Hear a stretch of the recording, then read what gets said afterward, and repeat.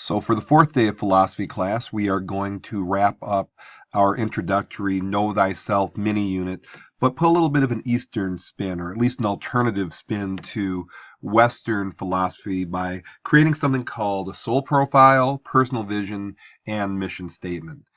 And just to reiterate a point from the other day, there are two distinct philosophical schools, and the Western tradition that this class is rooted in tends to focus on the individual and the accumulation of knowledge, and the parts are separate from the whole, and it's this notion of master and control reality, whereas the Eastern philosophical schools tend to focus on the universal, the soul, the intellect, the interrelatedness or oneness, harmony, and how to become unified.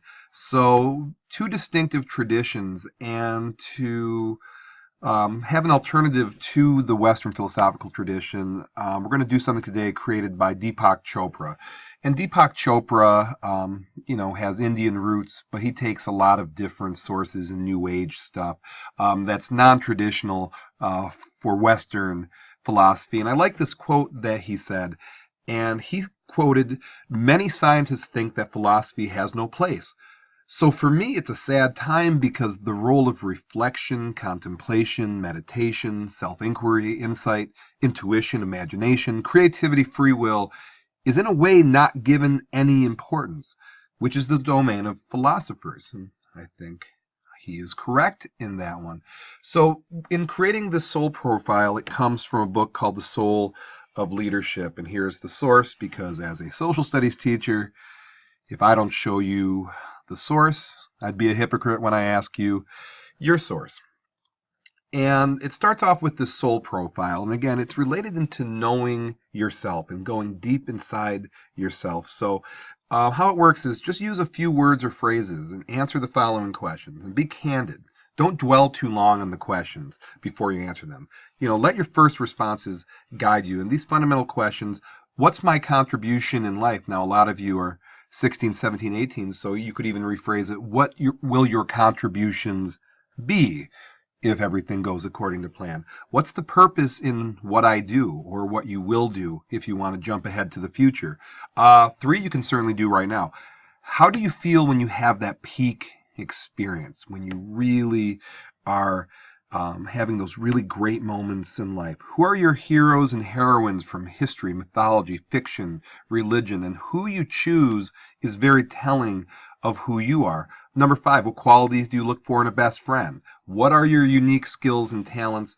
And what are the best qualities that you express in a personal relationship? And once you take the time to write those out, you synopsize it into a profile. Now, Chopra wrote this about himself. Now, he used keywords that he developed in the answers above and wrote a brief profile as if describing another person. So even though it's a first-person drill, I want you to do it in third person. So, for example, Deepak's purpose is to grow personally and to bring out inner potential and hidden possibilities. He contributes by being loving and supportive. When he has a peak experience, he feels great inner peace and unity with everything around him. His heroes are Gandhi, Buddha, Jesus, Mother Divine, and Krishna. In a best friend, he looks for understanding and stimulation. He feels that his unique skill is communication. He has a talent for getting others to look beyond their old conditioning and fix boundaries. His best quality in personal relationships is to love, support, and appreciate the other person. So I don't expect you to mimic what he did, but if you can take these 7 things and create your soul profile, I feel it's fairly telling. Now, once you do your soul profile, you move on to your personal vision. And again, just using a few words or phrases, complete the following sentences. Just let yourself go. Don't worry about being logical or about the feasibility of implementing these ideas. Just write whatever comes to you.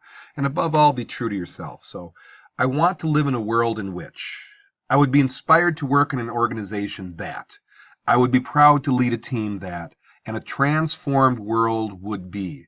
So once you think about that, and I think it's very important for people your age to dig into this and to think about this. So to match your future work with your vision, answer the following. How will your work in the world reflect the vision you outlined above? Are you going with the grain or are you going against the grain? One of my favorite ideas from the East is Wu Wei from the Taoist tradition, going with the flow, not fighting that inner natural authentic self, but going with that. What will you need to get closer to your ideals? And again, as high school students, what do you need in terms of your further education? What do you need in terms of support? What organizations will you align yourself with to get closer to your ideals? And what can you offer to your team or organization to move you closer to your ideals? So what can you do in the future? So that's a vision statement. And again, looking deep inside of yourself to who you are. And then ultimately you want to create a mission statement. So your mission statement is the following. So now that you've written down your values and your vision, merge the two into a succinct statement of your overall mission in this lifetime. Your statement should describe what you want to accomplish as a leader from this point forward. And use the following template. My mission behind everything I do is, and keep it simple, keep it concise. A child should be able to understand it. You should be able to state it even in your sleep. And if you deeply buy into your mission statement and your personal vision, and your soul profile, it illuminates who you are and becomes mantra, where if you can really repeat it over and over and over, it will eventually become a reality. And this notion of mantra, again, is an Eastern notion. It's not a Western notion. And so I hope you take the time to be honest with yourself and create these things. And if it's done right, in the past, some people who have taken this to heart have taken their mission statement and they've put it in the back of their binder, or they've taped it on the inside of their locker, or they tape it on the mirror of their room, or whatever the case may be. And it has that potential power if you put yourself into it. Now, it's Oprah time. And to give you an idea of soul profiles, Deepak Chopra and Oprah are good friends, and I know a lot of people think like old people watch Oprah. I think you're right. But I want you to check out this short video clip of Deepak Chopra talking to Oprah about soul profile.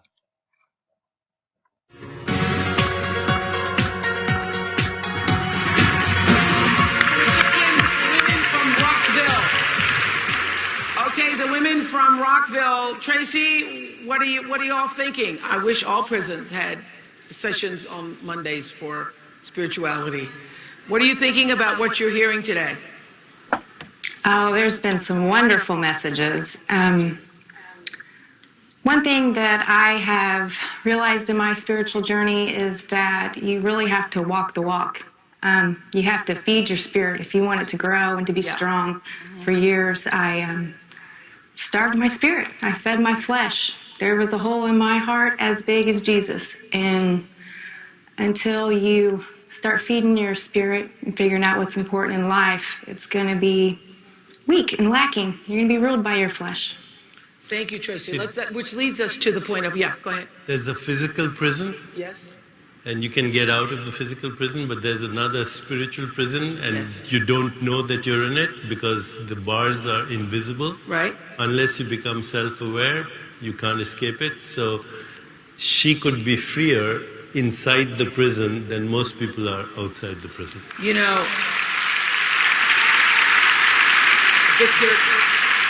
Viktor Frankl, Man's Search for Meaning. That's right. And I just recently, you might have seen this on OWN, I just recently interviewed this woman named Shaquan Dooley, who was sentenced to 35 years in prison for murdering her children. And I said to her the exact same thing. You really now have a better chance being in prison than you did outside of prison, because outside of prison you were pregnant, 1, 2, 3 children by the time you're 27 years old, depressed, not working, no job, which is a recipe for disaster if there isn't some kind of awakening or enlightenment or movement to get you to move forward. But now that you are actually have the time in a place where you can really free yourself. Ask yourself meaningful questions. And what are the meaningful questions we should be asking ourselves? I asked them of you once. Yes. Who am I? What do I want? What's my purpose in this life? What are my unique skills and talents? What do I expect in a meaningful relationship? That's your soul profile.